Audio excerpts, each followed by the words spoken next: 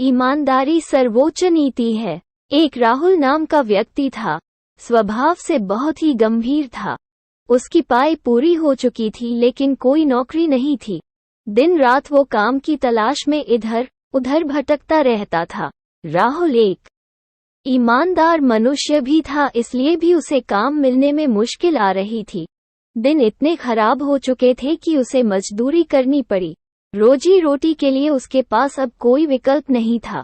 राहुल पढ़ा लिखा था जो उसके व्यवहार से साफ जाहिर होता था।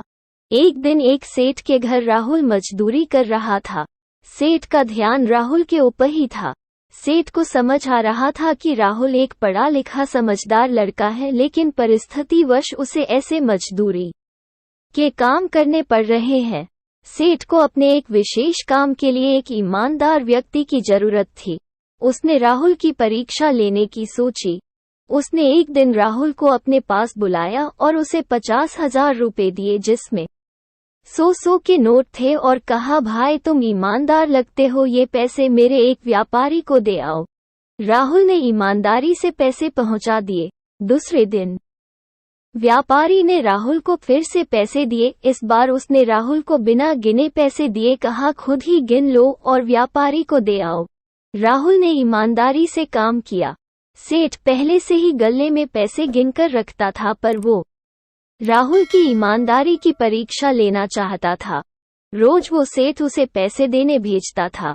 राहुल की माली हालत तो बहुत ही खराब थी।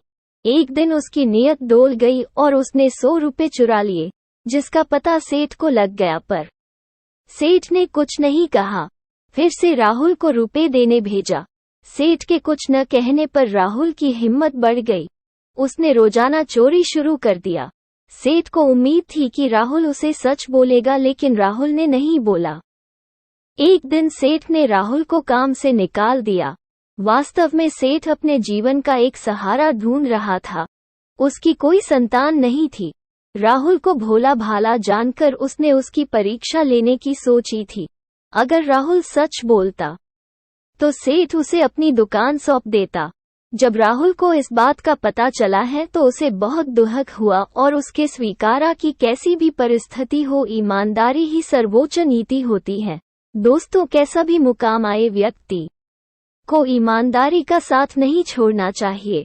ईमानदारी जीवन की वो कमाई है जो मुश्किल है लेकिन कभी गलत अंत नहीं देती।